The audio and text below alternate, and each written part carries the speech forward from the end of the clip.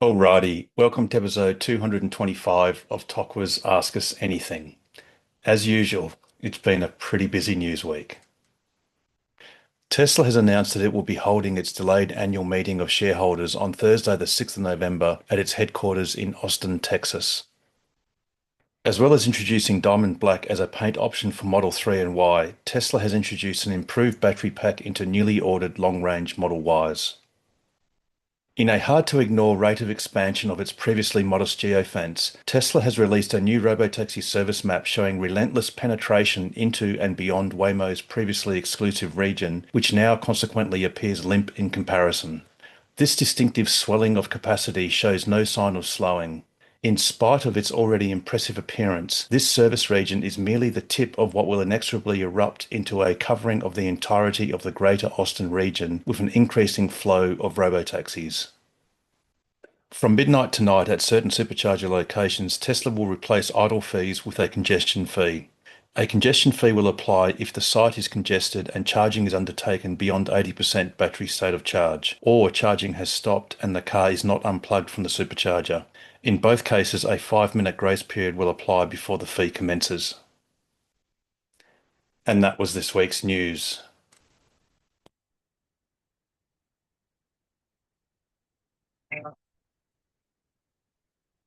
Indeed, it was. Once again, welcome to the program. And as is customary, if there is anyone who is new and is comfortable in doing so, please unmute and say hello.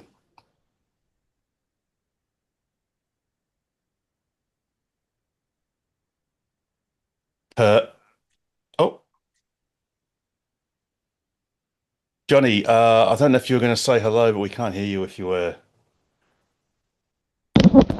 There we go. I have to engage the microphone, of course. Good idea. Yes, I'm a new member. I've got my wife and I both got Teslas have for 18 months, so we're big fans. So I Uh, thought I better get into the nuts and bolts of things with people. So this is good.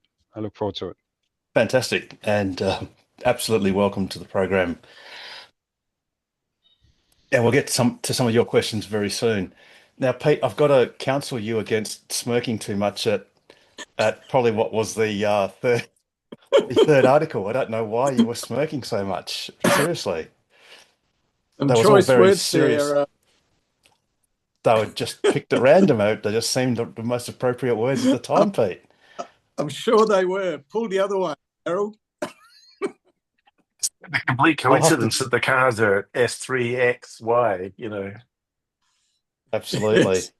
Um, but what I love about it is not just the juvenile sort of, the fact that, well, Stephen Mark Ryan, a fellow Australian, who is not shy of the odd suggestive expletive. Basically, as he self-described and content warning, he said he shit posted to sort of virtually dare Tesla into doing it. And the great thing wasn't so much that he did it, that they did it, it was that they could do it. They didn't have to go to all this elaborate sort of street mapping or huge modification of their user interface. They could literally just draw any shape on a map, and that's where the robotaxis would be able to be used. And it just shows the universality of that service, which obviously, what they've drawn on the map is probably going to last for a week or two, and then they'll get on to something else. But yeah, it is funny that there were not many serious news outlets that actually covered this at all. Very much so. So. Yes, as us sort of quasi-Tesla fanboys, it's certainly very amusing, albeit childish. Uh, now, so obviously the big topic tonight, we'll find out. It might even be as early as 10 p.m. because if you look on your cars, in fact, Paul, you can do this now. I think if you pick a supercharger where it has the prices, it actually says these prices will be updated at midnight. So we obviously know that the congestion charge is going to come in and replace the idle fee. And the congestion charge, it seems, according to Tesla's website, and I've got the website up here. You can actually get this link from the message in your Tesla app. So if you click on the more details link, you'll get to this support page, which basically has all the information here. And it shows that the congestion fees in Australia are 50 cents per minute. And there was oh yes, and it can be up to $1 per minute and may vary by location. But I don't know that that applies. Actually, I don't know if that applies to Australia. So it's a little bit hard to tell. I guess we'll find out tonight or tomorrow. Yeah. So the interesting thing about it, from my perspective, is the verbiage in the paragraph before that says, should only stay until they've got enough to continue their trip. Does that mean for my car, that one behind me, when I'm at Lancelin and my trip says I'm going home to Geraldton, it's okay for me to charge to 100 because that's what I need to do? Yeah. Or are they just, am I for about the fifth time in my life suffering from my ability to fall for more of Tesla's bullshit, that they might build another supercharger, and so therefore I should buy a car? So I think the first thing is it's a congestion fee. So that would necessitate that Lancelin have more Which than they just one opened person to everyone. charge. Yes, exactly, which is a great thing. That It was a is a great great thing thing. that It happened. is a great thing without the congestion charge, but it's a really sucky thing with the congestion Yeah. charge. So the other thing is they said selected location. So at certain. So in that first paragraph, it says at certain supercharging locations. So Yeah. I think it's reasonable for Tesla to, for example, exclude any end of line superchargers in that regime, because logically, so that should include Lancelin, probably Albany, Port Augusta, for example, Townsville, and some others. Yeah. In fact, at the moment, I think there's a bit of a gap between Gympie and Calliope, or there's somewhere you've got long gaps, and I think it's absolutely reasonable for Tesla to exclude those locations, which is something they may absolutely do. We just Yeah. don't know until it And happens. as soon as they build Green Head, they can turn it on at Lancelin. Yes, and presumably if they build Greenhead, they'd also be building Geraldton, because Greenhead is not a destination, or should I say, it's not. You really need one at Geraldton as well. So then they should exclude Geraldton Yeah, as the end of the maybe. line. But we literally I'm don't very know. intrigued to see if they do that. Yeah. Yeah, we literally don't know. Um, Thankfully, as a club, we were able to advocate almost off the cuff or re-advocate almost off the cuff for Lancelin, and within days it was done, which was a lot better than when we advocated several times months ago. But anyway, things changed, and it was like a off the cuff thing that happened um, to someone in the supercharger team, and shout out to them, especially Josh. Um, but yeah, so that's an advancement. Now we've got this changing of the guard. We've gone away from just an idle fee to a congestion charge. Previously, there was a suggested. So what would happen is, and you'd mostly see this at Carrinup, if Carrinup was fairly full and you had your slider set to 100%, if it was full, the slider would automatically go back, or Tesla would reset it or set it down to 80% automatically. And then obviously if you caught that it did that, then you could put the slider back up to 100% if that's what you needed to do for a longer trip. But obviously now they're getting into congestion fees. So yeah, we'll just have to see what happens, Ken. I think it's fair that Lancelin and all the end of line superchargers be excluded, for all but probably almost all times, basically. And yeah, we'll just have to see what happens. There is a grace period. But so obviously, by the way, if you want to be a prosumer, you could set it to 90% or beyond, and as soon as you hit 80% and get the notification that says you've got a 5 minute grace period, you could get your stopwatch out and go to 4 minutes and 59 seconds and unplug and you'll be good. Um, and you'll probably get an extra, I don't know, several percent on top. But let's just see how it goes and we can report back next week. Paul. I wonder if yeah, they haven't put it on yet. And they've got the how much stuff is. But yeah, I wonder if you could unplug and then plug it back in. And then would you get away with that for the next 10 minutes? And then they give you another 15 minutes. And then you just unplug again. And then you plug back in. And then you finish after 5 minutes. So, I you know, think the last eventually 20 one of minutes. us is going to spend $20 to do the tests. That's that. I nominate Hmm. you, mate. Humans. Humans are Yes. always Humans. resourceful. If you get a 5 minute grace period, Yep. possibly what you may have to do is, and I'm not advocating anyone does this to beat the system, but you'd probably have to change a stall. Bit like a parking thing, you have to change Ah, location. yep. Um, but yeah, maybe that Yeah. works. Yeah. Maybe if you plug in at 85%, you arrive at 85% and need to top up to 100, you Yeah. might get 5 minutes grace period. Yeah.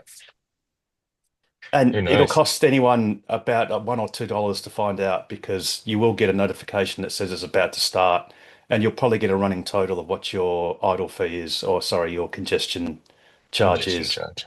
Yeah. Well, hopefully it's Um, only like Karrinyup or Kings Park, the ones that are getting smashed and well, not the rest. incidentally, Paul, if you have a look at the Karrinyup supercharger pin, Yep. the price per kilowatt hour between midnight and 4 a.m. is pretty compelling. Yeah. If I'm not mistaken, it's 34 cents per kilowatt hour. Yep. So if you're burning the midnight oil and you need to get a quick charge, that's definitely a great time to do it and a great Yep. place. It's cheaper just there. Exactly. No, Anyway, honestly. so Yeah. has anyone got any other further questions or comments, or about any of the news, or anything, as a matter of fact? I was parked at Bunnings yesterday. Mhm. Up at Bunnings Bindara, they got the two chargers there. I was hooking up to a trailer, doing some DIY around home. So I had to get a trailer to take my purchases home. And I was approached by another member of the public, a Tesla owner, and apparently so there's two Explorer Gen chargers there. They're the AC, I think they're 11 kilowatt, maybe 7, not very fast. No, But pretty sure apparently they there's are 11s. Yep. yeah, they're not overly fast, but they're okay. I'll use them occasionally if I'm up there for when you're doing the long trip around Bunnings, looking at planning. But the Tesla owner, who's a member of the club, comes to me and said there's been a car parking there 7 hours every day, all day. Yeah. And it just like he says, it just makes us look like idiots. Um, and he did leave he went to approach the guy or leave a message for the guy, and the guy came home and they had a bit of a discussion. But it was just interesting, that whole thought about free charging. I mean, Mm. good on Bunnings, but I wish they did a charge you, but if you can go scan your purchases, spend more than $20, get it free. But we've Yeah. noticed that ourselves. We're renovating a house right now, so I've been in Bunnings probably 2 to 3 times a day for the last few weeks. And there's a couple of Oracats, there's a couple of Teslas, there's a couple of MGs that literally park there all day, every day. Mm. What car was it, James? It was the particular one was a Tesla, but normally there's an Oracat and an MG that are also No, sorry, camping. the one that is allegedly been parking there for 7 hours a day. What sort of type of car was it? Tesla Model 3. Right, white or? Yeah, white, I think. Pete, got better things, better things to do than that. the problem is humans just cannot resist something that that is declared as being free. And of course, when something is free, someone else is paying for it. And the other thing too is you may be happy to sit at 11 kilowatts, getting 11 kilowatt hours per hour, as Bjorn Nyland would say. But that is saving you basically $3, or you are earning yourself $2 $3 an hour. compared to what in that hour compared to charging at home on a standard L1 domestic tariff. So if you think your time is well spent earning yourself $3 an hour, then so be it. Unfortunately, some humans get a bit more resourceful, and they'll get a partner of theirs to basically the two cars will go there. They'll drop one car off, and then the other one will take them home.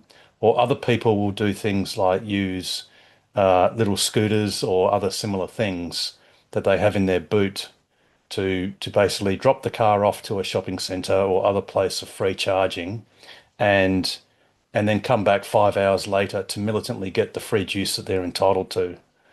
If it's charging at 11 kilowatts, that Tesla would have to be charging from 0 to 100% every time to be charging throughout the whole 7 hours. And even then, it wouldn't be charging for the whole 7 hours. So whose ever car that is, they must be going to work or doing something in the meantime.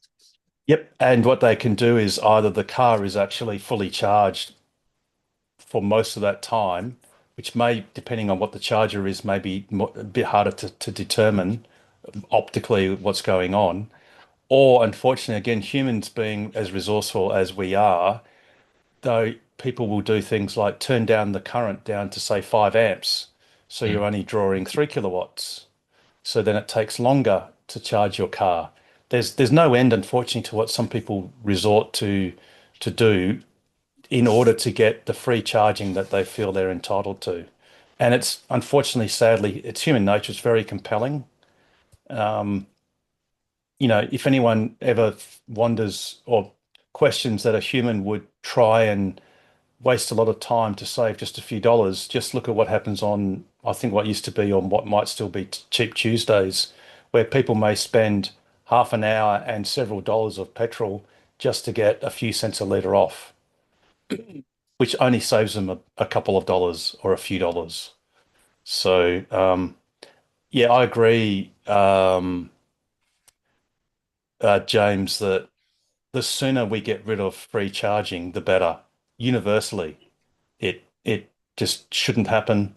It by definition distorts the market. It turns some locals into very ugly, not trolls, I don't know how you describe it, but they basically think of it as an extension of their backyard, and they get exceedingly annoyed if someone else sort of cuts in on their special deal.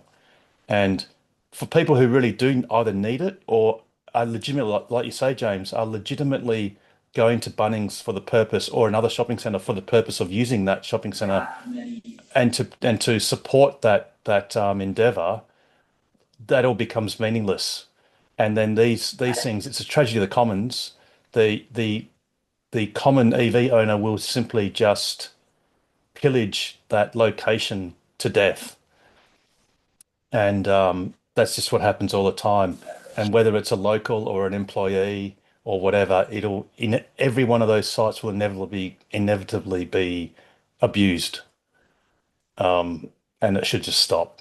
Just charge money, even if it's a discount.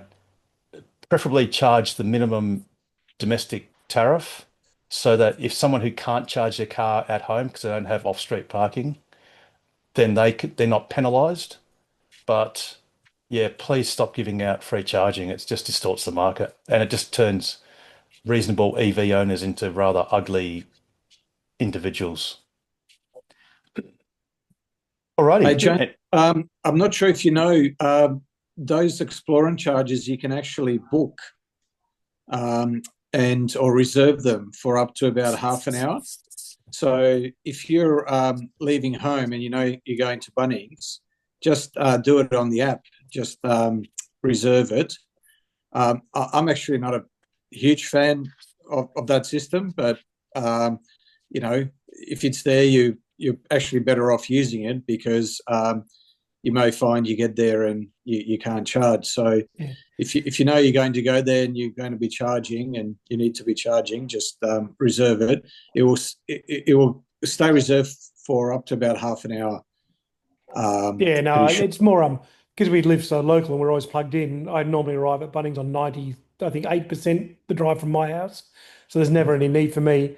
But I do remember when I used to live near Carrinup, um, the Nissan Leaf, in the days of the Nissan Leaf, the amount of times you'd turn up hoping to plug into the what are they, EV ones there, to find two Teslas sitting on the EV ones because it was 3 cents cheaper than the Tesla one down the road.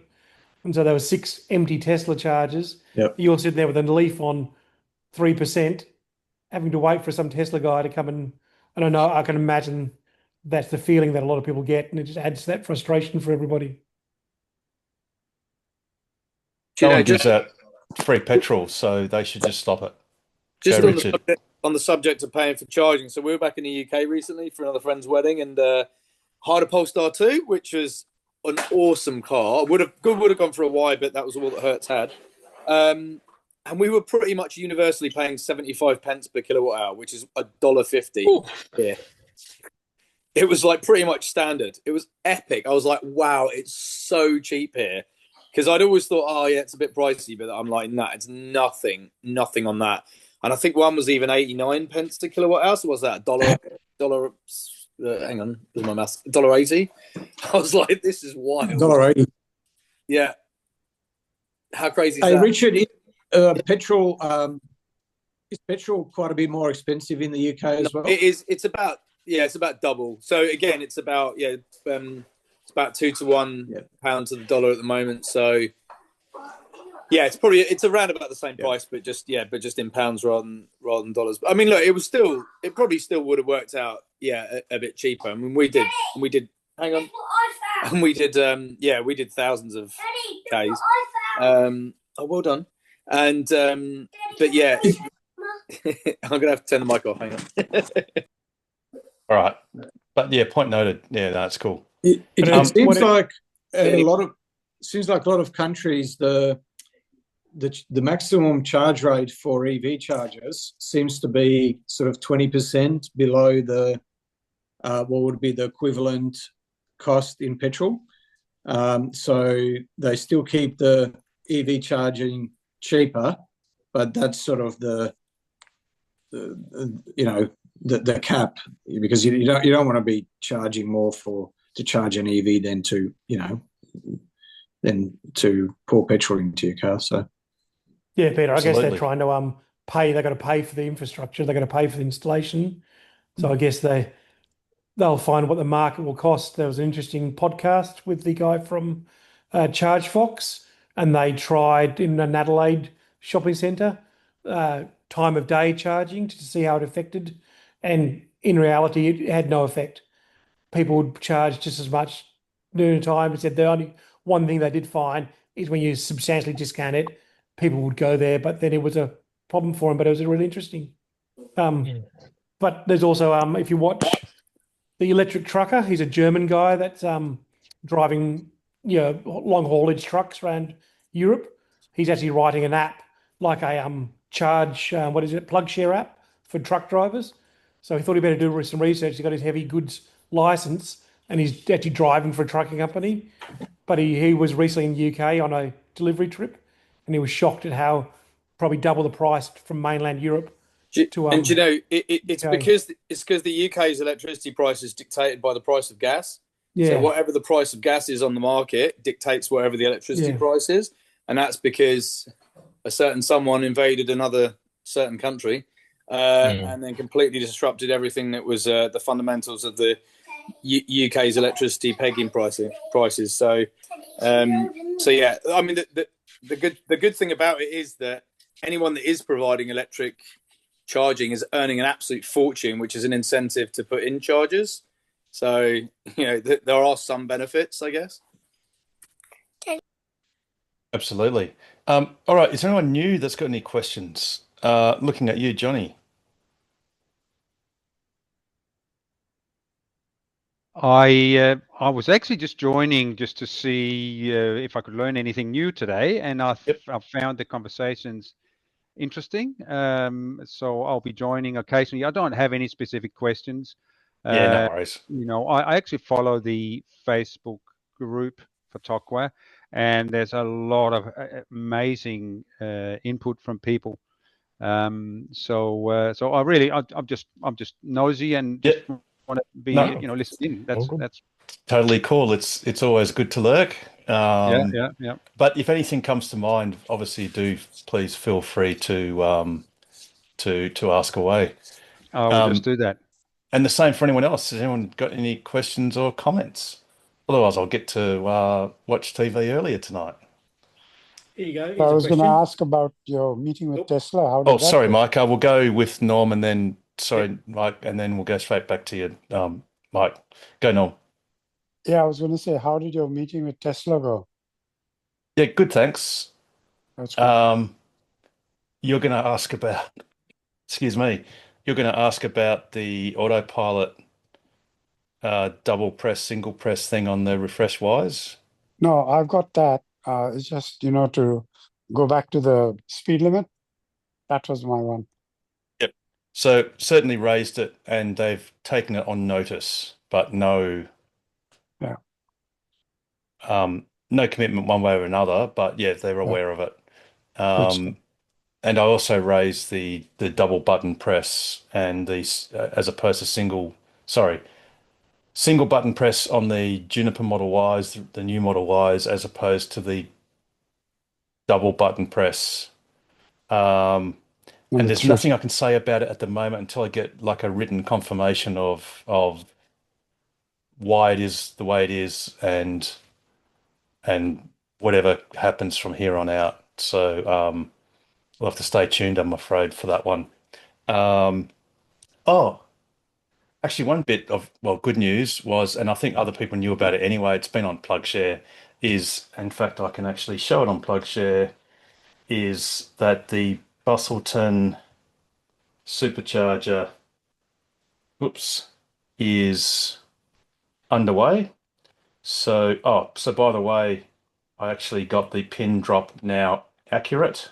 So it's not actually I think the pin on Tesla's map shows it around about here at Mitchell Park, which is, if we go to satellite, that's the main part of the Busselton shopping centre. And in fact, the destination charges are just here. Sorry, here, next to the, or is it there? One or the other, next to the transformers. But the actual accurate location of where the new supercharger, 6-door supercharger, is right here. And this is one of the photos.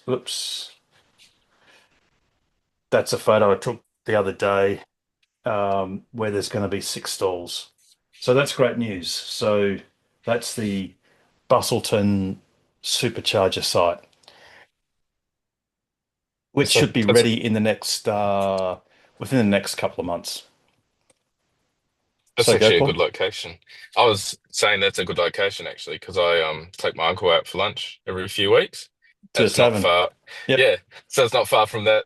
And I was thinking that's a perfect parking because it's as far away as possible. I'm like, brilliant.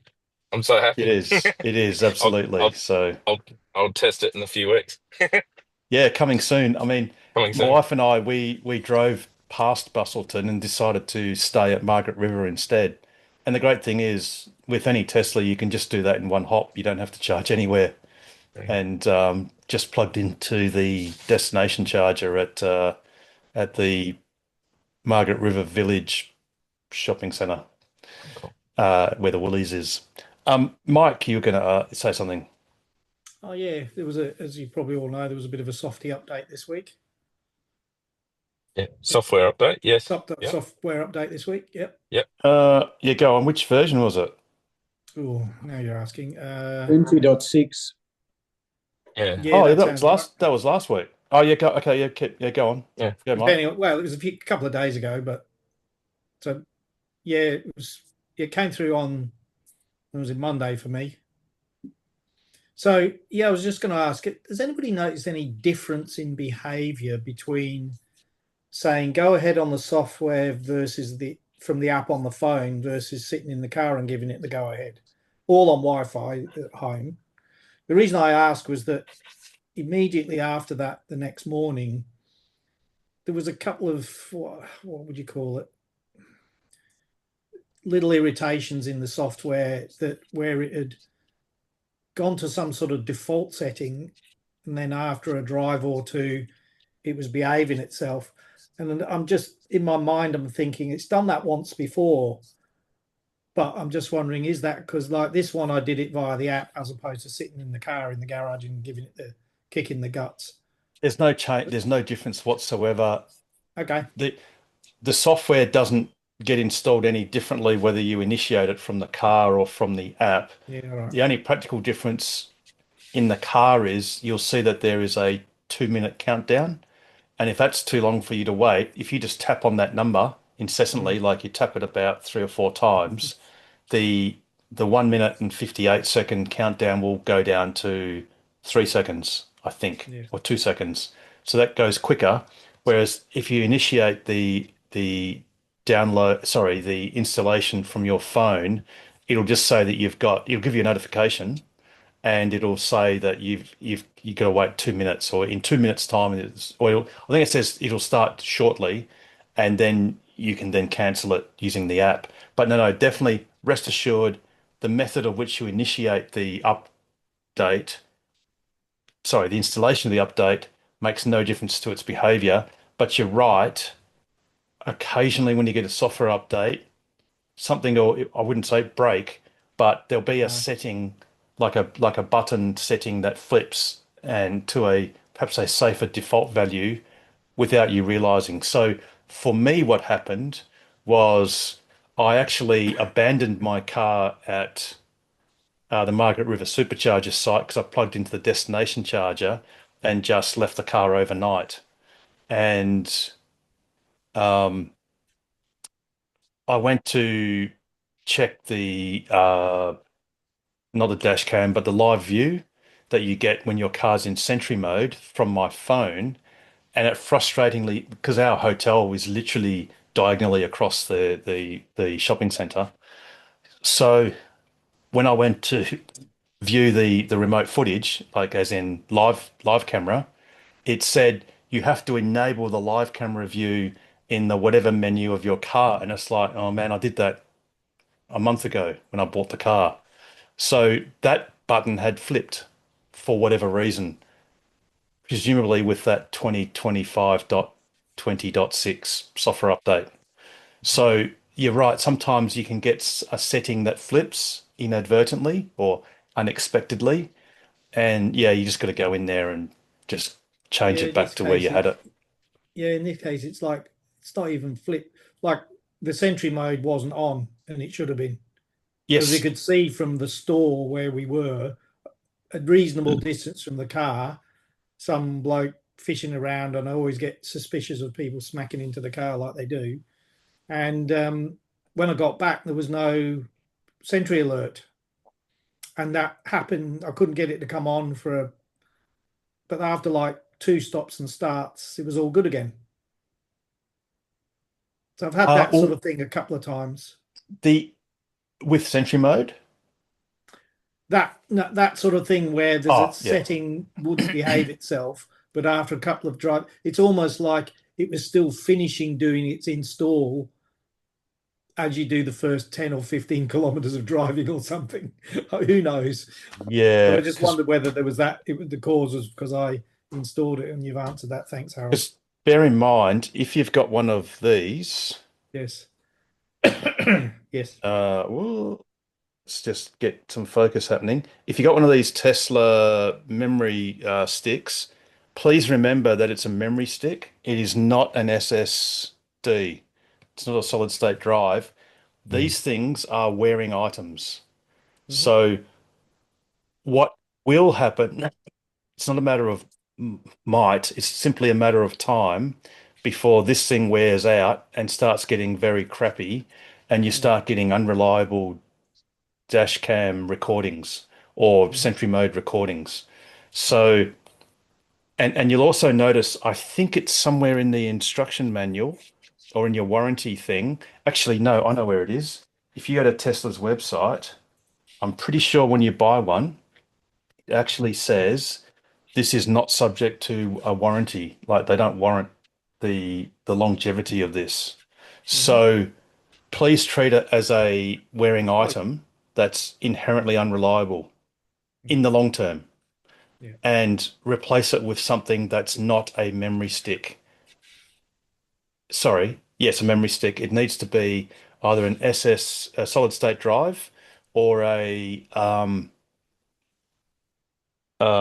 your little flash cards. So it's got to be like a little, what do they call it? Micro SD. Yep. And please don't continue to use these forever. An SDXC card is, I think, Yes. terminology. Yeah. So, and they're pretty reasonably priced, and you can get rather large ones for not a bad price. Certainly cheaper than this. I actually bought a solid state drive, and I forget the name. It starts with letter C. It's not Corsair, but it's a name I've never heard of before, and works really well. I got a 1 terabyte and for $100 and something from PLE Computers. Not a recommendation, just saying. And it'll last a lot longer than these memory sticks of any brand, because these are inherently wearing items. The No, there was that and a couple SDXC of other card, settings that were a bit iffy, and as I say, after a little bit of driving, it was all good again.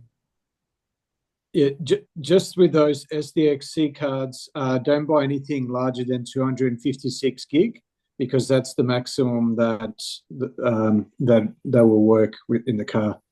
Oh, So- no, I don't think so, Pete. Mine's half a terabyte.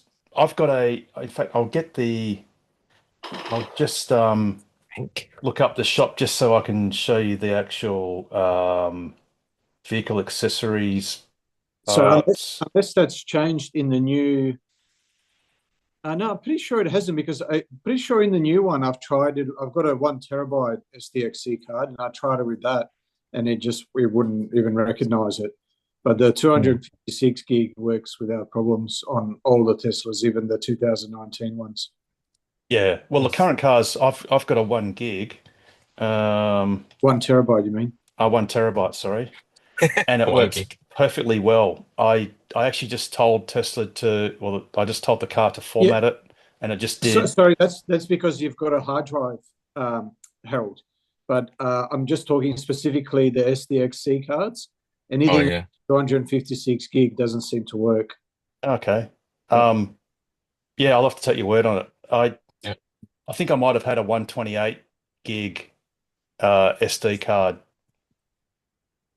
previously in a previous car, and it worked fine. But you're right, it was below the 256 threshold. Yeah, that's what Tesla's original ones are. They're usually 128 gig. That one that you were showing before, pretty sure that's 100. Yeah, that's 128. Yeah, exactly. So please do treat them as consumable items, and don't rely on them if you're really concerned about security, because it might not work properly. And you can usually tell, because if you start reading or watching back old clips, it goes super slowly, and that's like a bit of a warning that it's time to change it, and preferably change it with a solid state drive. And I'll try and find this drive that I found was quite reasonably priced. Actually, I'll do that. I might just come back to that.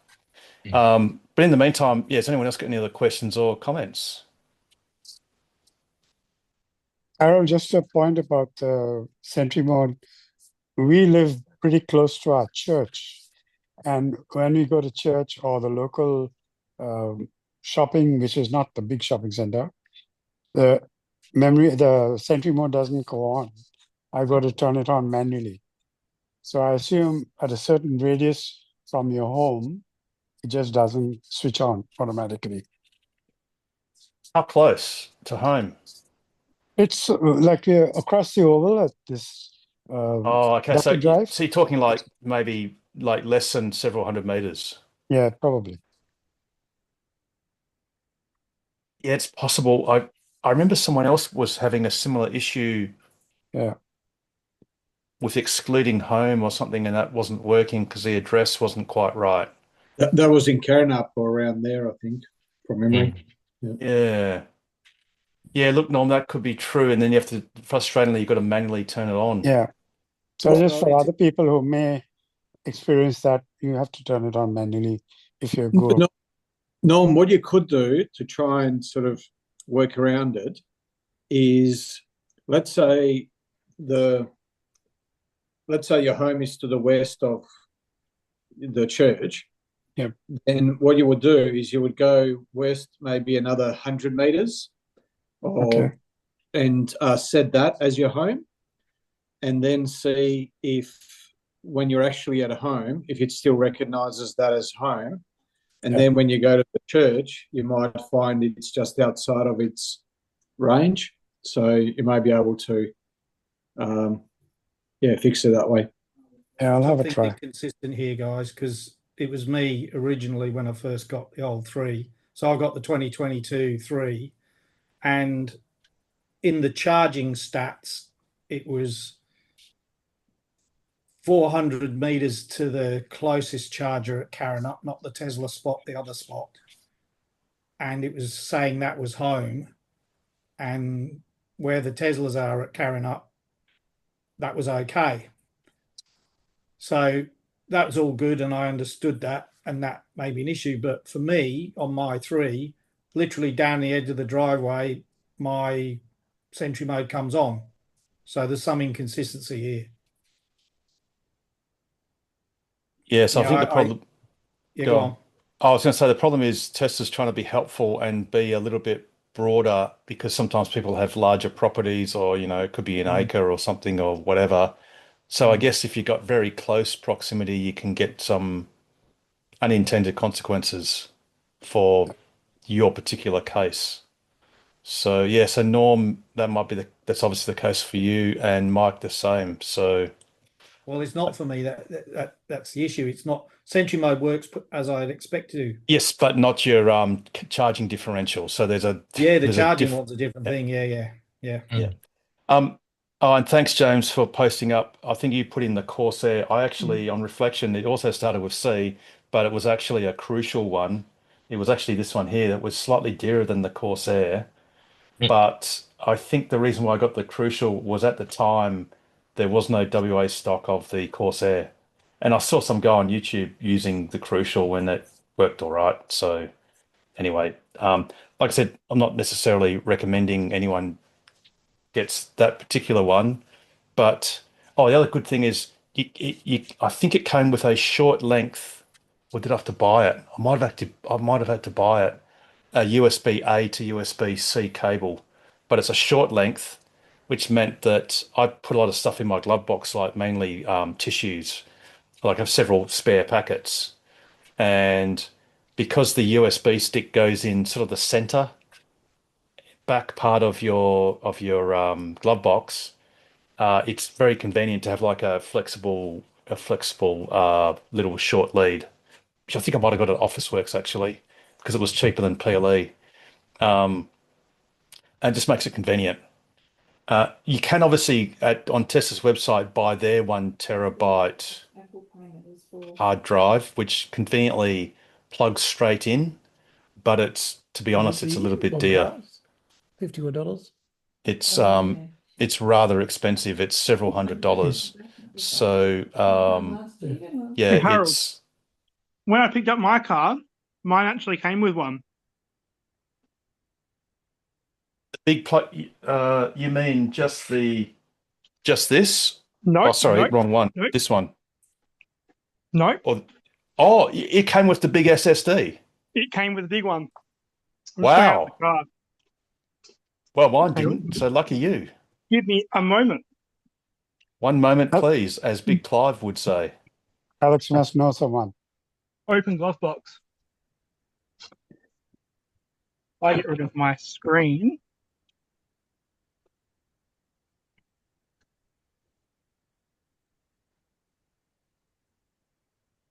Bated breath.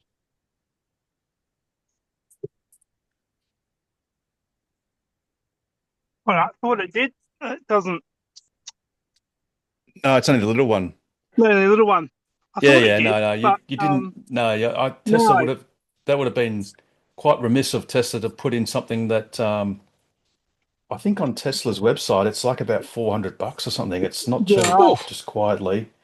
I'll just grab it. That's the wrong one. Oh no, ENAU. Vehicle accessories My mistake. interior. It is a very reasonably priced once it comes up. 128. Yeah. Yeah, it's only a 128 gig. Yeah. And the issue isn't its size per se, although you do go through if you don't diligently delete your dash cam clips, mainly your Sentry mode clips, you will fill up that SSD very quickly. Oh, here it is. So actually, it's even worse than I thought. It's $610. Oh, wow. And look, perhaps 6, 7, 8 years ago, I would have been all in on literally supporting Tesla because I wanted to make sure that the mission succeeded. But that is a little bit dear, although it is quite neat. It does sit in quite well, but it's expensive, and you can get something that's a quarter of the price. So, but by all means, if you've got some Tesla credits or whatever, buy that if you like, but Yeah. you don't have to. Low volume custom connector, high price. Might upgrade mine. Yeah. So, but like I said, please, if you are relying potentially on what is stored on that memory stick, please, within say a year or so, actually probably less than that, just change it. It's very much a wearing item. And I think actually, oh yeah, on the actual, and forgive it's very, very small print, but it basically says not covered under vehicle warranty. So the vehicle warranty is excluded on this device, even though it came with the car, because it's really like a set of brake pads as opposed to a drive unit or something like that. But anyway, alrighty. Anyone else got any questions, other questions or comments? Just a quick one, then, if no one else. Yes, go With James. the cutting the boot out to put the tire underneath the back deck, are those parts available as spares from Tesla? I would say yes, in principle, Yep. but Probably perhaps best if I if ask you, them. Yeah. yeah, look, I have no doubt that they're available because if you think about it, you could have a Yep. major crash and it's No, apart. It yep. needs to be replaced. Yep. But perhaps you might want to check and just see the price because the price, oh, that shouldn't be too dear. They're pretty simple parts. Yeah, it's just a bit of molded carpet, but we know what Yes, cars are carpet like. with sometimes with foam. I think the Yeah, bits there's a of bit it of has polystyrene. foam. Yeah, backing it. Yeah, yep. But absolutely, before you go cutting into it, you're best either buying it. That would be the best if you knew that you were going to, sell the car eventually, which let's face Yeah, it, we are well, all going to it's sell our leased. cars. Yeah, it's leased, so I know I want to hand it back and get the new one in a couple of years' Yep. time. But we're doing some more long trips, Yes. and because we sleep in the back, we don't want to have to take the tire in and out. Yes. Oh, yeah, absolutely. That's a real pain. Otherwise, you've got to Yeah. keep putting the tire in the front Yeah. and mess Yeah. around. Yeah, Short no, caravan trips definitely. is easy because we don't just mount it on the back of the caravan. But yeah, but Yeah, once it's in. absolutely. The But other it's a thing great, is I've great just put idea. the original post from Stephen Gates in there, and he's updated that he's been having brake heating issues because of different. Yes. And it's something I drove my car, That's what I thought. gosh, You drive yours a long 12 way. 1200 Ks. I did actually reply to that post a couple of weeks ago, and I had Yeah, no issues. Now, yeah, that's not to say I can't guarantee that my brakes weren't slightly hot, yeah. but on that trip, I never noticed anything. Um, And you're traveling at the recommended 80 kilometer hour speed limit. no, no, I was traveling at Yeah, 110. Yeah, so it So wasn't like you were traveling at 30 kilometers an hour. So you were traveling, yeah. no, no. So the only comment I could make with that Mm. is if the supposition, if the presumption is that it's doing that because the diameter of the tire, well, the wheel and tire, is sufficiently less than the diameter of the other wheel, mainly on the same side, so it's the same end of the car, um, then it's plausible that the car may be thinking that, and it could be whether it's bigger or smaller. It's one way or the other. But if you presume it's smaller, Yeah. then it's plausible that the car would then try and effectively presume that that tire or the other tire It's slipping. wheel was spinning, and it would apply some ABS effort, well, to put braking on the whichever wheel it thought was spinning. Now, my only comment is that my tires at the time were quite low, so if the presumption is that the modern spare or the Brown Mac, and the basic thing is they're both the same thing. If they if the tire is slightly smaller than the car thinks it should be, it might not have noticed on my car because my tire tread was fairly low, relatively low compared to new. Yep. So whereas Steve's tires could be, who knows, brand new, Yep. and therefore have a higher tread, deeper tread. So maybe that's the difference. But yeah, in my experience, I just never experienced it. But I can't guarantee it didn't happen. I just know that I didn't notice it. So um, the only other way to try and address that is to put a different profile tire on. And I haven't even thought to see whether that would be available or not. So a slightly higher profile tire with a higher diameter, or at least one that matches, whether it's higher, larger or smaller, whichever way it goes. Yep.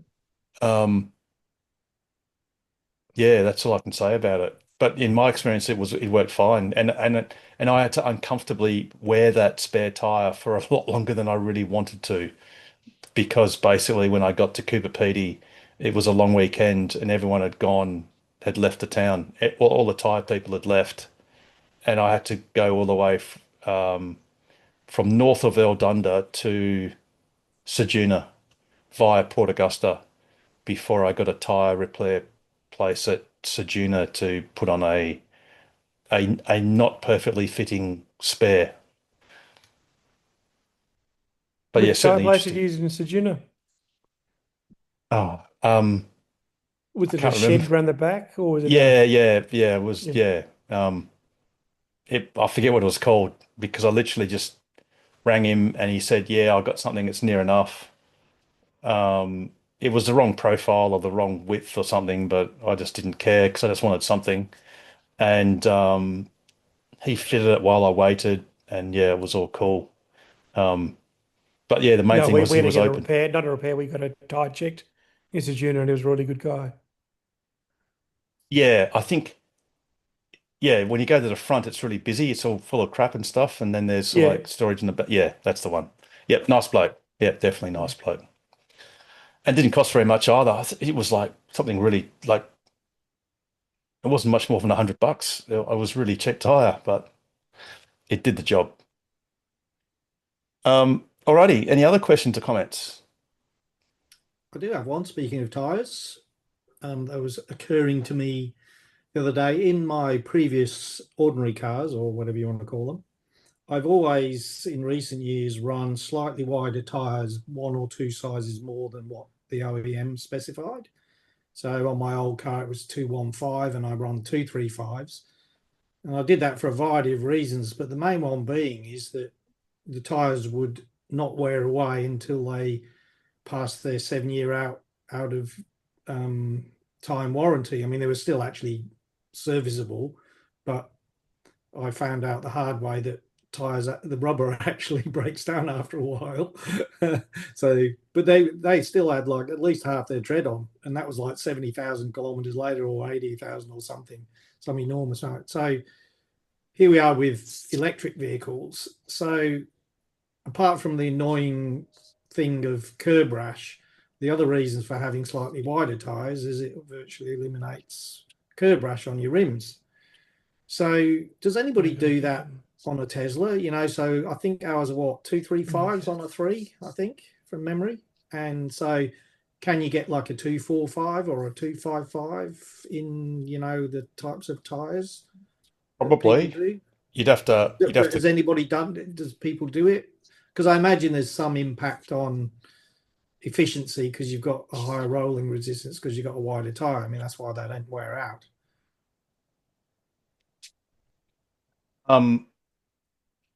Anyone? No. But yeah, look, obviously, I presume people certainly have.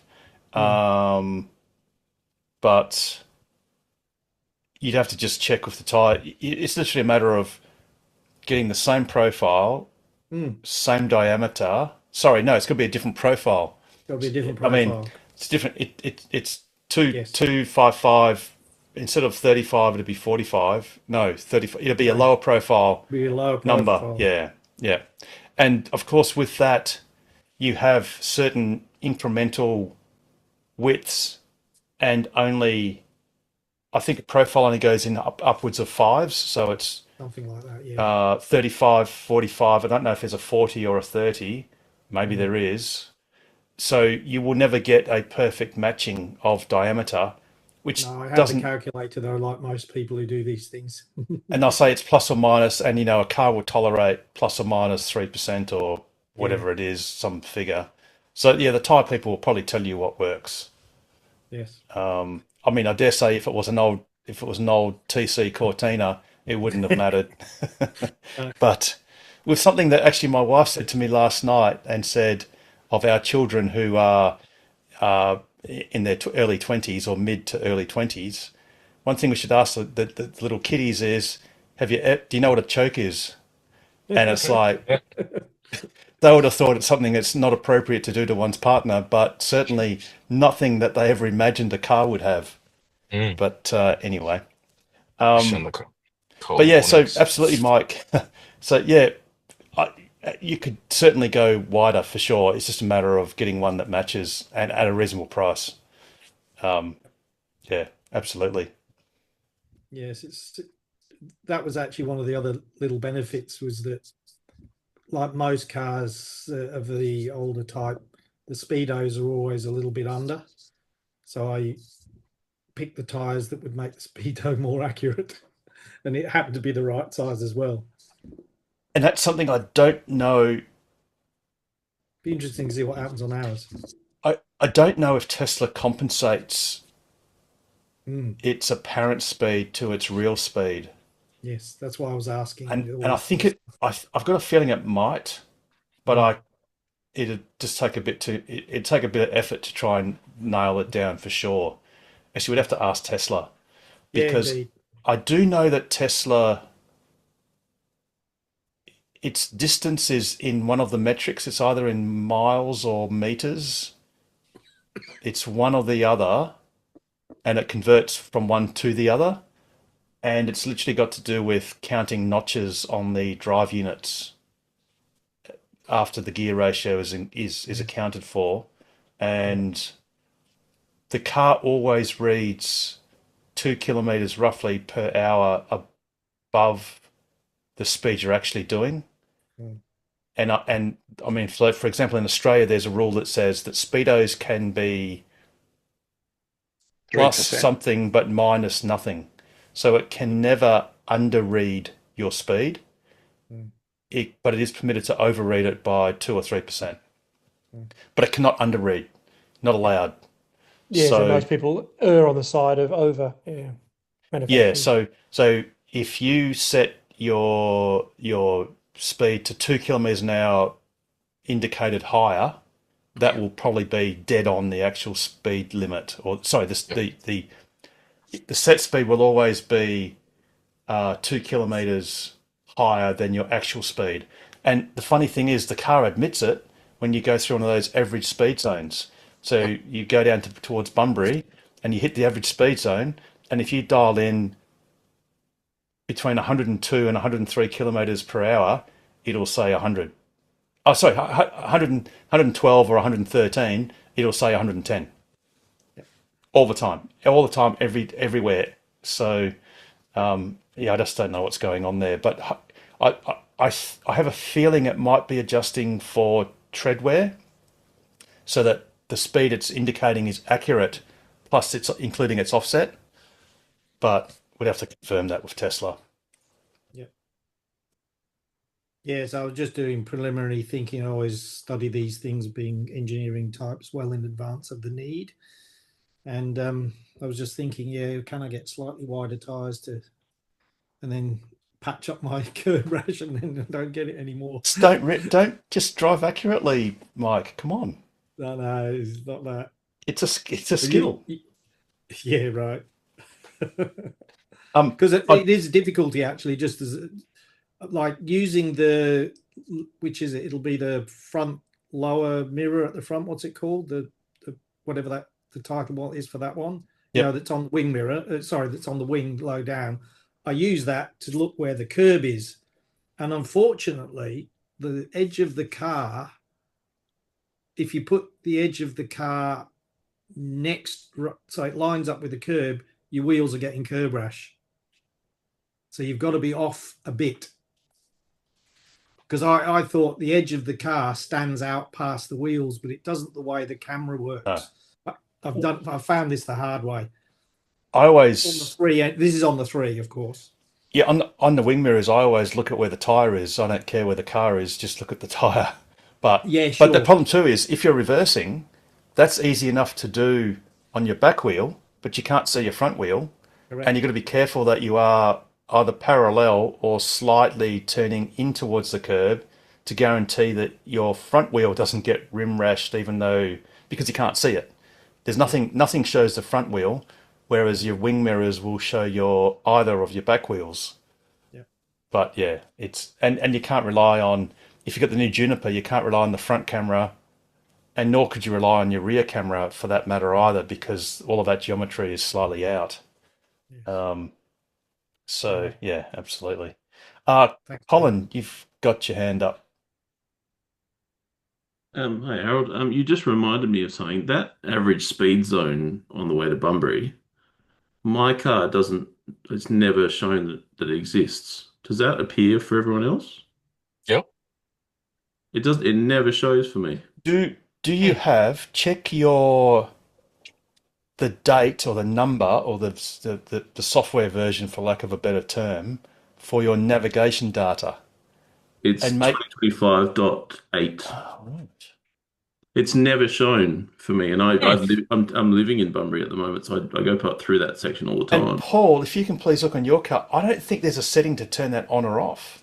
Yeah, I'm gonna have a look. But yeah, when I'm driving, because I do 110, so I never get a speeding fine. And then it says 108, and yeah, I've never had it show ever. I'll have a look through it all, but it'll be in driving or something like like one of those dynamics I just one of the ones that have got to do with maybe it's the autopilot one where it sets all the different offsets and stuff. That's what I'm checking. You might want to. How old's your car, Colin? It's not like a super duper old Model 3, is it? No, it's a Hardware 4 Model Y. No. I'm pretty sure even our old Model S and X do that. So yeah, no, Colin, if yours is not doing it, I would flag it. And unless Paul in the meantime finds a setting to turn it on, which you might not have on yours, it should definitely be working. Absolutely. No, I've gone through it. Have you got premium connectivity? No. I was going to say that it's a little bit like the cameras, isn't it? Where it will tell you where the fixed cameras are located if you've got premium subscription, premium connectivity. Oh, yes. Okay. If that's the case, that's why you don't have it, Colin, because you haven't got premium connectivity. Okay. Yep. There you go. It says you need premium connectivity for it. Right. That's it. That's the clincher. So $10 a month. Otherwise, and not a recommendation, you just go a bit quicker and then have a quick break at the Crooked Carrot. And in the couple of minutes that you're at the Crooked Carrot, your elapsed time goes or your average speed reduces dramatically. Or there's an ampule as well to clean your windscreen. Or is it Well, Caltex or the something on the beauty of way? driving on autopilot is it sits on the speed limit anyway, so it's kind of Exactly. True irrelevant. too. Yeah. Yeah. So yeah, it's premium connectivity is the blocker there. But good to know because because like you say, you didn't have it on yours and you weren't sure why. That's what it is. Absolutely.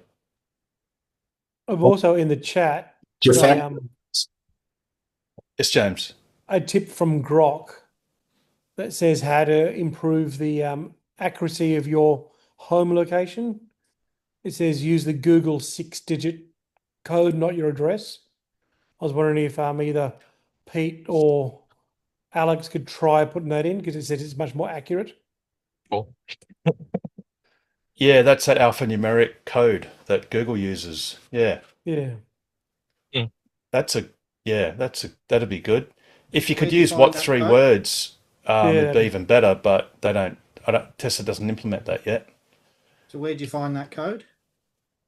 You just go to on your phone, go to your Google Maps, and it'll give you a 6-digit code there. I didn't put those I'll get those instructions up. Yeah, I just don't do Google anything, but it's on Google Maps, Yeah. is it? Yeah. Right. The Yeah, instructions, James put the instructions in the chat. Yep.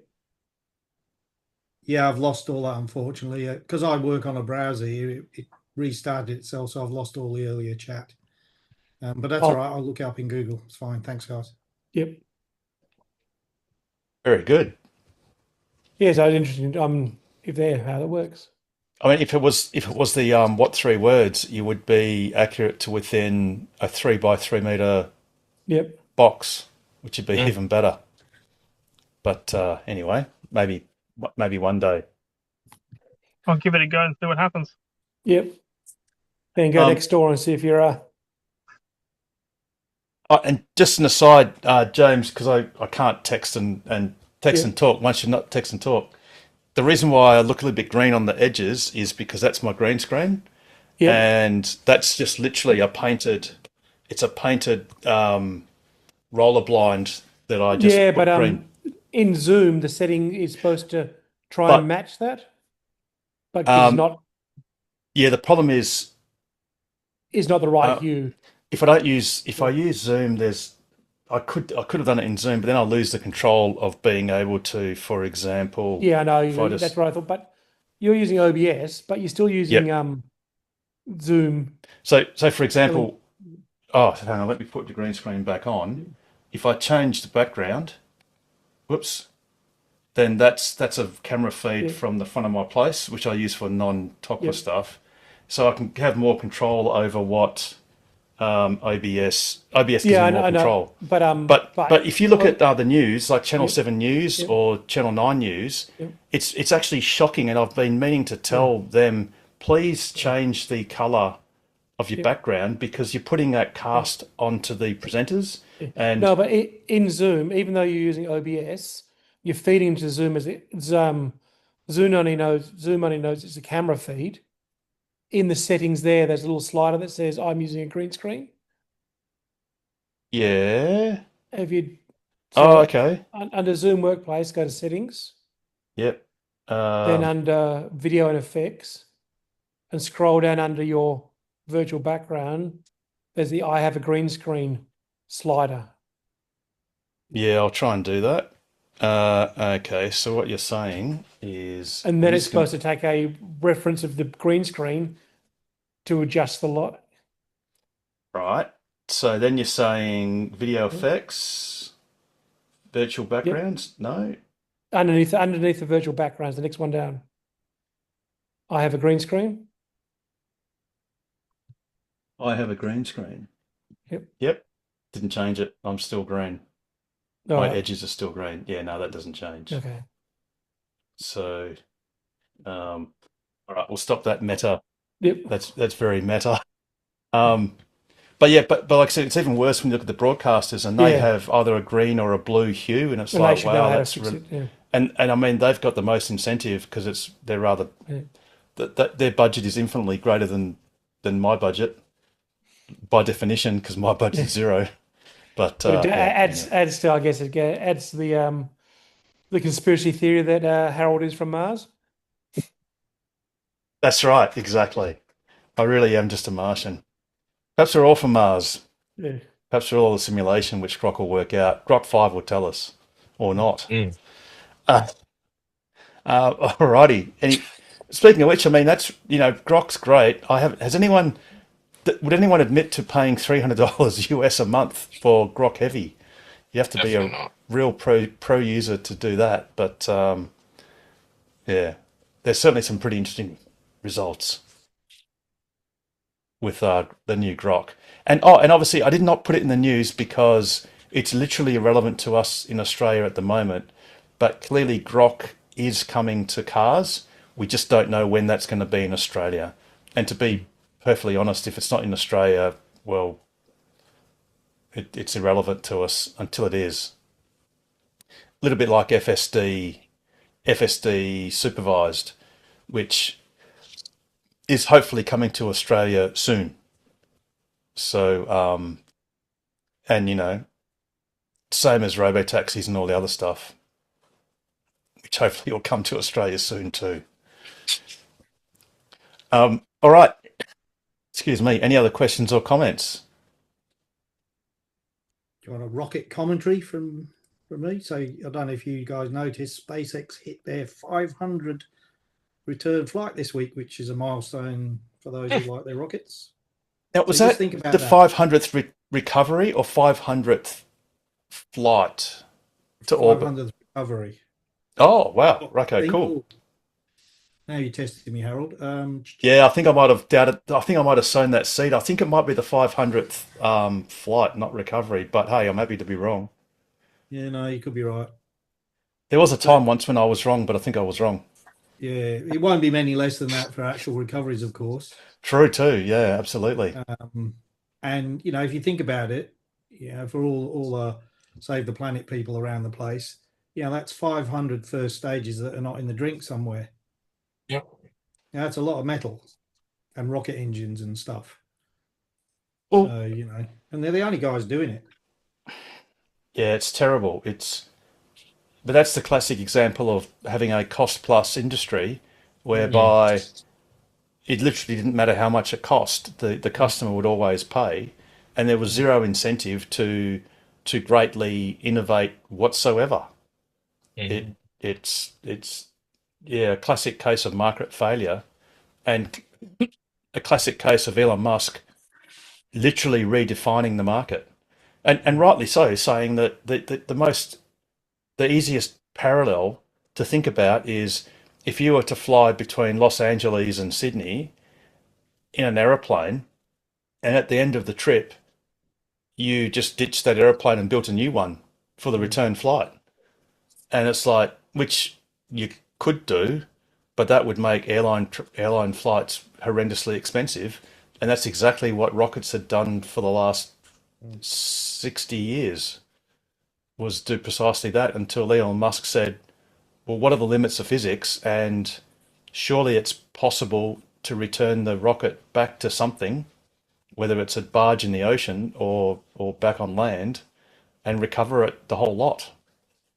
And hopefully, I think you're going to probably lead on to saying that it looks like the new Starship flight might be coming sooner than later. Well, I wouldn't say sooner or later. There's a little bit to go. So for those that follow it, they had a COPV failure and blew up Ship 36 on the test stand a few weeks ago. And that test stand needs enough repairs that they need to test 2 more ships for static fire and stuff before they move on to version 3. So they're doing a MacGyver on the current launch pad for those that follow what's going on at Starbase. But the interesting thing this week, speaking of Falcon 9, was that they've just started construction of version 2 of the booster and the transfer tube. So this is a tube down the middle of the rocket that moves the liquid methane down to the engines through the liquid oxygen tank. is essentially bigger than a Falcon 9 put together. For those that follow that, just think about how many barbecues you could light with that methane. That's a big funnel. That's a big funnel for chucking a lot of methane. It's ridiculous. Yes. Anyway, sidetracking everybody, but now isn't SpaceX using methane as a greener fuel as well? Not really. It's more about performance for the engine. It's more about that you can refuel on Mars. Yeah, and there's that as well. Yeah, but it's just a better fuel from a rocket point of view, particularly with the Raptors, the Raptor engines. I do recall Musk saying that eventually they will draw CO2 out of the atmosphere, combine it with a syngas process. Eventually, syngas. You end up with CH4. CH4. So I think that is their intention, and then it is genuinely net zero, which is a much misused term, but yeah, I think that's ultimately the goal. Oh yeah, bit down the track yet. I think they stopped flaring methane though.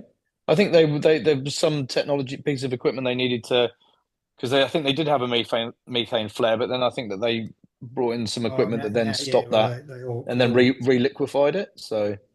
And the only bits that gets wasted are when they're doing a spin prime test or something like that. It was 500th mission. The size is enormous. It was 500th mission. There you go. Yeah, total flights. Yeah. Yes.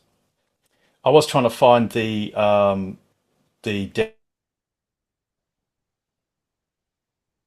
Sorry, you've just gone mute to me, Harold.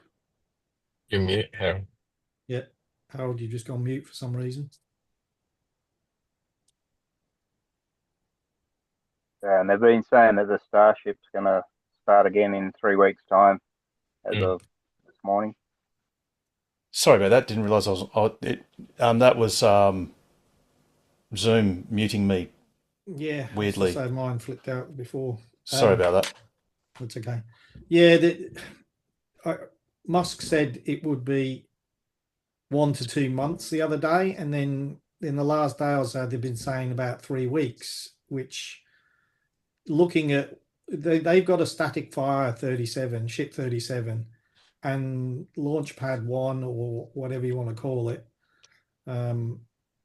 is not even close yet, because they're having to literally MacGyver in the quick disconnect, although it won't be a quick disconnect, the connect for the fuel for the ship on the transport stand that's MacGyvered into the top of the launch pad to do those tests on 37 and 38. Then they've got to pull all that out, put the booster on there, which has actually done its static fire, and put 37 on top of it and let it go. And if they can do that in 3 weeks, they've got to do the static fires, and it's interesting because this is real MacGyver stuff. Especially holding, if they're going to do a 1 minute 6-engine static fire on 37 and 38, that's interesting stuff. It's there's a few risks there. There sure is. This is the I'll just try and bring up that downcomer. Yeah. Welcome back. It's a transfer tube, Harold. It's not a downcomer. This is the big fight amongst the cognoscenti. I know I misspoke, and yes, I think it's like Launchpad 1 and 2, not A and B. So this is how wide, this is how tall it is. It's probably what, 3 meters in diameter, something like that. Well, that's a fence in front of it, which would be easy 2 meters, 2.5 meters. At least, yeah. And there it is there. And then it's on wheels, of course. I think they then eventually, there we go. There you go. Yep. Lifting up. So that's as big, if not bigger, than a Falcon 9. And that's just going inside the interior of the booster. Yep. And which in the old days used to be called the BFR. Yes, BFR. But just think of the volume, liquid methane, and it's all gone in like what 3 minutes or something. Yeah, hundreds of tons. No, is it Yes. 1,000 tons? Oh yeah, it's So whatever it it's is. just Yeah. ridiculous. It's a ridiculous amount of liquid Yes. that's terribly cold. I don't know, is the methane just below its freezing point? I know the oxygen is The oxygen is Liquefaction super chilled, point? yes. the The oxygen oxygen is is super chilled, like a super slushy. chilled. They super cool it so that it's Yep. actually denser than it. Yep. Whereas NASA used to just let it just boil off and didn't care. It was Yeah. Don't get- SpaceX goes closer to the freezing point than it goes anywhere near the boiling point. Yes. So it's super cool. The oxygen. I don't know about the methane, to be honest, Harold, because I But look at X for the feed, and also there's before I got my X license or whatever you call it. I used to follow the group called NASA Spaceflight NSF. They're a really good group. that's it there. NSF. That's As their NSF, YouTube. was it? Yeah, right. Yeah. Well, SpaceX actually put some pictures out of their own, which are much better, and from inside as well. It'll be on the X feed there somewhere for those interested. Yeah, absolutely. And again, well, we had the example. Oh, well, you had the example of the German tourist being lost. I mean, it might not have helped her actually because, as it turns out, she bumped her head as she hit those shrubs and was dazed, and then just walked out of the car and got lost. And I presume she didn't have her phone with her, but before the end of this year, most likely. Oh no, it's already happening. Sorry, it's already happening. I thought If you have a Telstra phone, if you have a Telstra mobile phone, one or two Android phones, and a more modern iPhone, you can make text messages anywhere in Australia, anywhere, via the Starlink system. Via Starlink. Yeah. So as long as you have a mobile phone with a little bit of battery, you will be able to tell someone where you are, anywhere on this continent. Yep. So that just shows, the technology, and it's all linked into the Muskiverse or Muskonomy, where it's all interlinked, and that's a tangible example of, Musk had an idea. What if we just try and communicate directly to mobile phones via satellite, from low Earth orbit, and now it's literally text. Sorry, well, with terminals, but now it's straight to mobile phones at the edge of physics, because it almost doesn't quite work, but it's just good enough to work, and now it does. So that'll put that. I don't know if they're still going, but back whenever we always used to carry those. Is it Iridium? Iridium. Yep. Out there in the bush when we were out prospecting or whatever, or out with work. But they'd be gone now, because, as you say, any old mobile phone almost that you can buy, you just text to say you're in trouble or not. Don't you have to do something with Telstra to register that feature? Nope. There's nothing. As long as you have a postpaid account or a monthly account, a monthly service, it just happens.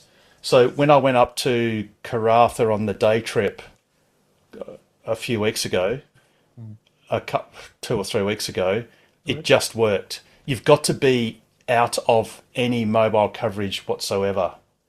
And it literally comes up with the word sat. It says sat on the right-hand corner, and on the left-hand corner it says SpaceX, Telstra SpaceX, something like that. And you can actually then send text messages. So I sent one to my wife and said something like, this message is via Starlink, or something like that. And she didn't know what it meant because I didn't explain it to her. I just wanted to test it. And it worked. And it's quite a slow process, but it works. And it works as soon as you are out of coverage area. So you could obviously then send a message to friends, and I don't know whether you can send texts to 000, but I'm pretty sure you can send texts to 112, which is the international GSM emergency phone number that works throughout the world. with or without a SIM card, as long as there's some service of some sort. But yeah, it's basically Musk has revolutionized that communication.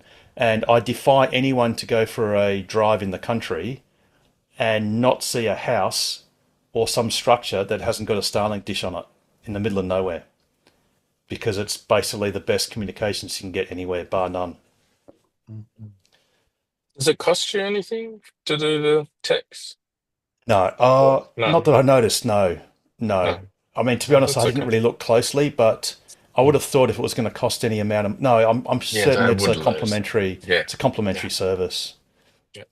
But I Cool. think if you have like some super cheap, like if you're with Belong, or maybe if you have a prepaid something, it might not work. But if you definitely have like a month by month contract or whatever you want to call it, it definitely absolutely does work. And I dare say, just have a look on Telstra's website. Interestingly enough, Optus had actually announced they'd signed a deal with SpaceX well before Telstra had, but strangely, Telstra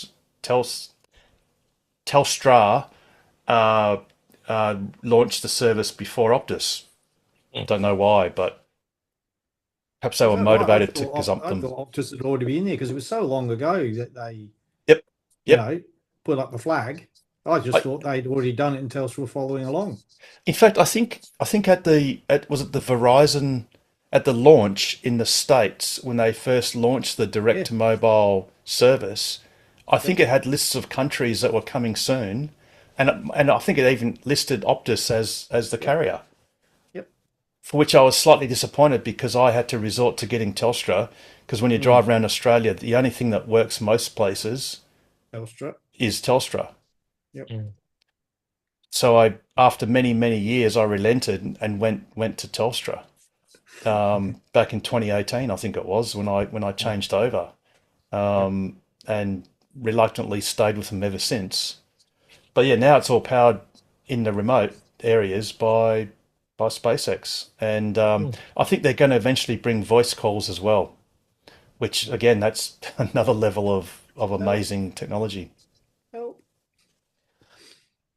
Alrighty, we're about 3/4 of the way through this awesome program, so we've got about half an hour left. So, got any other questions or comments? There must be Harold, I was going to mention that when I got my new phone, I could actually test that function within a mobile area. Oh, it turns off the SIM, and you can test it. Okay, was that a Google phone? Or was that a Android? No, iPhone. Yeah, right. And did you? I'm not. How did you do it? I just followed the instruction that came up. But okay, maybe because if you use it for the first time, yeah, okay, maybe it does that as an intro. You sure it wasn't using the? Did it make you point the phone in a certain location? It said to go outside and stuff like that. Because I could see the SIM, the signal strength went off.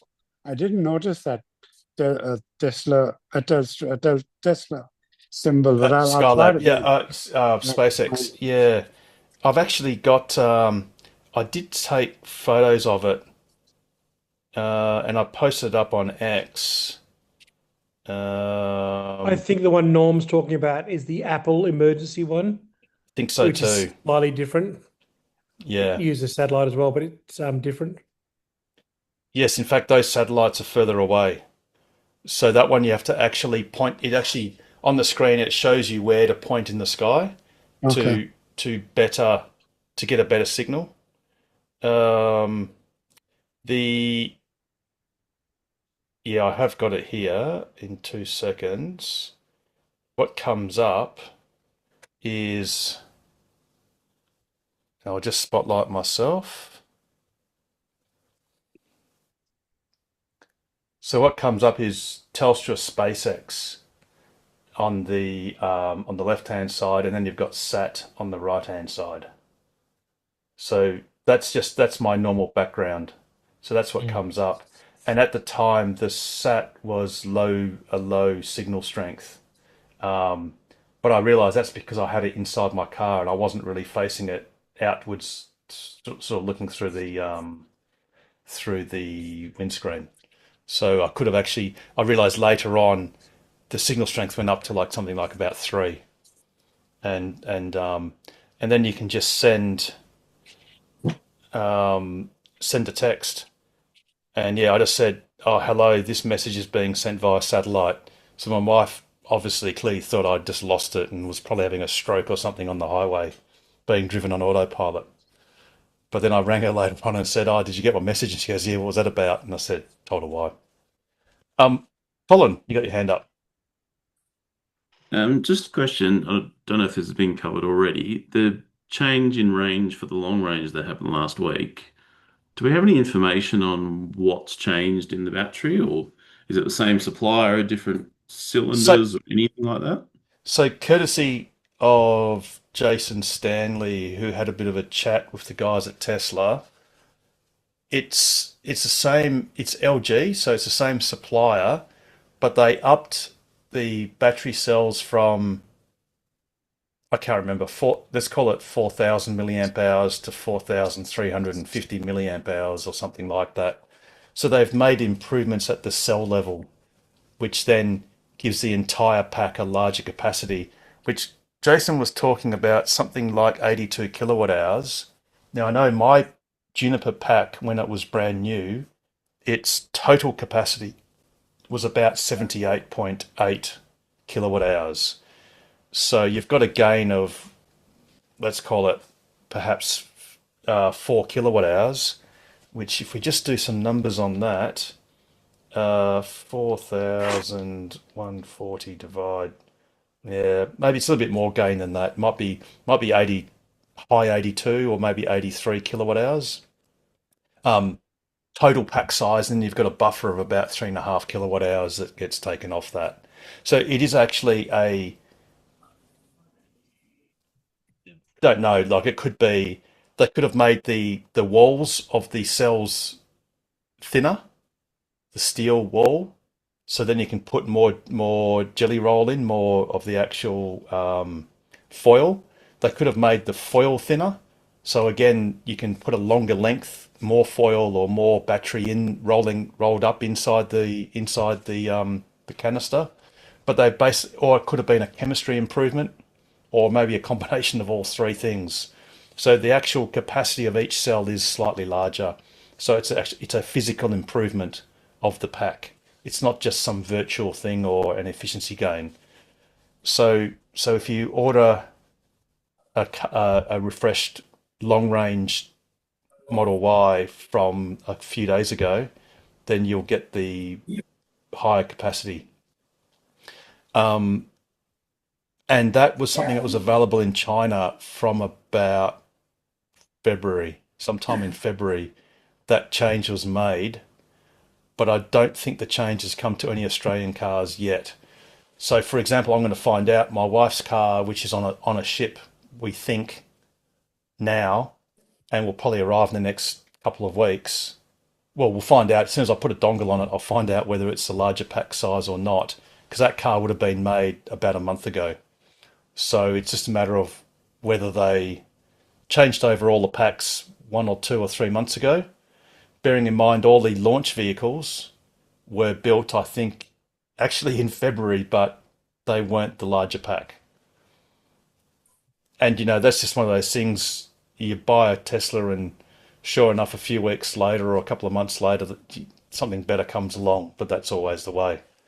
It never means that you should delay a purchase, because you'll never buy a car if you always want the best one, because the best one's always coming next.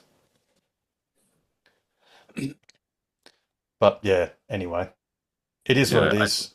I texted the news of that to a friend of mine who bought a launch series as his first Tesla. I was like, sorry.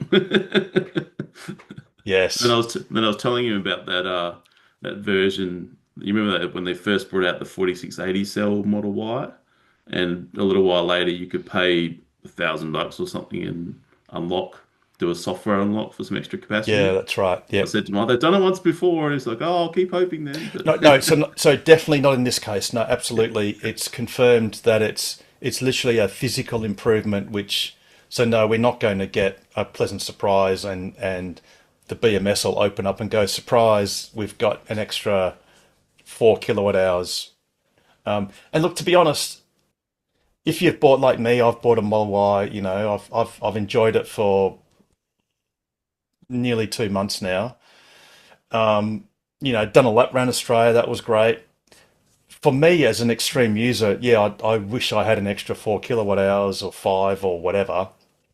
But for everyone else, it just doesn't matter. If you're driving up to Broome, it does not matter. If you're driving to anywhere down south, to Kalgoorlie, to whatever, it really doesn't matter. It only matters if you want to do 517 Ks in one leg. That's the only time it ever makes any difference whatsoever. Because no normal person drives their car from 100% down to 2%. You just don't do it. And if there's a supercharger or a Kempower charger every 100 Ks, 200 Ks, it doesn't even save time because it makes no difference. So yeah, it's just an incremental improvement. Yeah, and that's what Tesla never stands still. Their cars incrementally always get better every month that passes.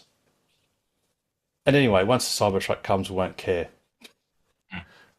But that's another story. Alrighty, anything else? I think Alex has had some luck with things. Posting. Oh yes, I did. I did test out James. Yep. So I tried putting what you do is you put your pin in Yep. into Maps. You long press on your pin. That will bring up a code. If you scroll down the bottom, bring up a code. Copy that. You put it into the Tesla app. And in navigation. Then you basically push the button to say send to your car, and then from there you should be able to set it as a home address. Yeah. Oh yes, or as a favorite or whatever. Yeah, right. Yep. Cool. So according to this, to pay for your new Model Y Tesla, you're sleeping on the beach at the moment? That was just a random test. Well, it could almost be worth it. You'd have to run the numbers. I wish. Dearie It's good me. to know. So there you go. Very good. But through the car, it doesn't work for some reason. Yeah. Oh, okay. But at least with the navigation, it Yep. does work. Yeah, it does work through the app. Well, that's a great way of doing it. Try it and see what happens. Yeah, it's definitely worth it to see if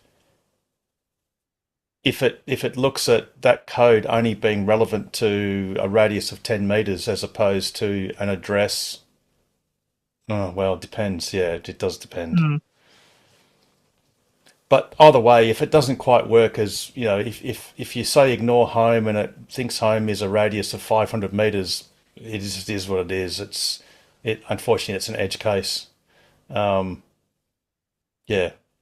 I mean, Noel, maybe you need to upgrade your house. Go somewhere else nearby, not too far. Or just leave Sentry mode on all the time. Or just remember to do it, once a week. And remember to set it back off again. If you need Sentry mode at your church, Noel, maybe you need a better church. There's a few cars that have been broken into there. You should put a note that says, God sees all and you will be punished. Oh, dearie me. Humans, they're just useless. Alrighty, anything else?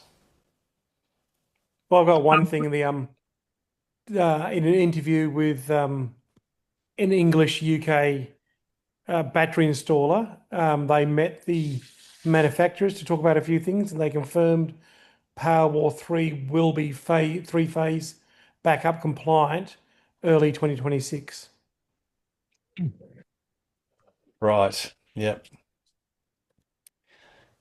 I was told back in November 2019 that it was imminent. But yeah, let's hope. Yeah, let's hope. I guess the federal government rebate is that time limited, or is that just an ongoing thing? It's ongoing, but yeah. The rate will drop every January 1st till 2030, and then it's gone. Pegged to STSs, so it'll never be as good as it is now. But by the same token, the battery should be cheaper, So relatively speaking, Yeah, absolutely. Absolutely. And like I said in several other shows, you just got to do your numbers.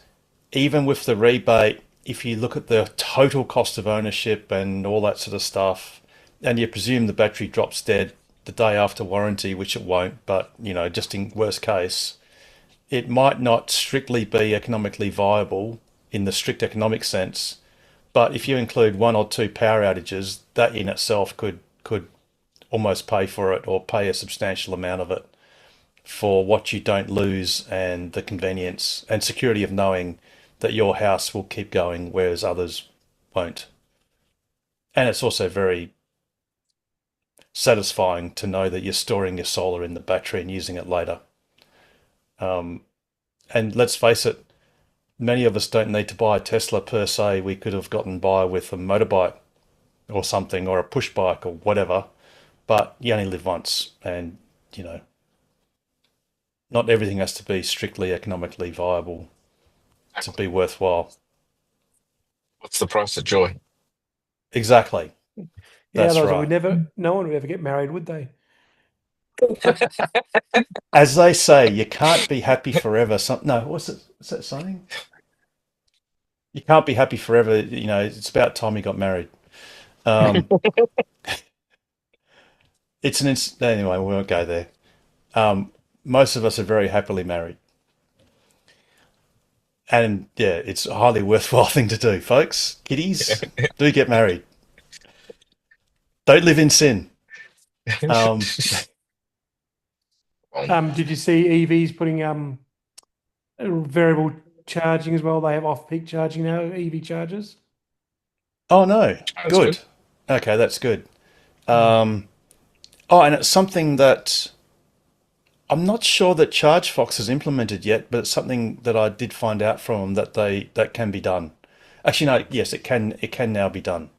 So it's a great thing. It's as part of the Charge Up program, the West Australian government soft mandates it. I don't know if it's strictly mandated, but they highly recommend if you have a public charging station.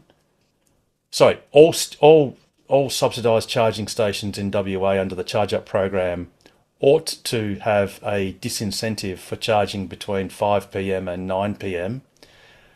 And they say that if you declare yourself as a public charging station that's available to members of the public, then that the most appropriate form of deterrence during the peak time is a price signal. So, yeah, and look, Tesla does have a price signal at its superchargers. Like I mentioned, the Karrinyup site has 34 cents per kilowatt hour charging between midnight and 4 a.m., which for fast charging is an absolute bargain. And I think even at its highest price in Karrinyup, it's less than 60 cents per kilowatt hour, which again is a great price. But we'll find out possibly in the next hour or so, presuming that they're doing an Eastern Standard Time changeover, that we'll find out more details, whether the pricing comes down, the overall pricing, or whether it's just simply the implementation of this congestion fee. It's 48 cents now at Karrinyup. Just got Yeah, updated. which is not awful. Yeah. That's not at all awful. So, and obviously it'd be great to be charging down at Busselton. That's a great spot to be charging, and other places, and even Osborne Park at the showroom and service centre. That'd be great too. And I'm sure Tesla will like it as well, because they can just charge cars up if that's what they want to do.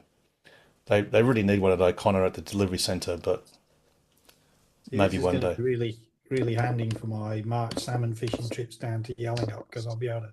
Because I normally leave at 4 o'clock in the morning, so I'll get up a little bit earlier, top up the car to 100% for 15 minutes around the corner, and then head down south, and then on the way back stop at Busselton just to get enough to get home, and I'm in business. Yep. Laughing. The fishing's back on, boys. Yeah, it would have been great if there was a supercharger at O'Connor today. I did a day trip from Bunbury up to O'Connor for a service appointment, and on the way back had to detour via Port Coogee to do a charge there and then back down. So yeah, I asked them if they could charge it while they were servicing, because Bunbury, you only need a little bump to get back to Bunbury, but they said no, they couldn't do that. Yeah, it's a shame. Yeah, probably because I don't want leads hanging over or whatever. It's a shame. It'd be good though. Alrighty, we're nearly in the home stretch. Any sort of last questions or comments?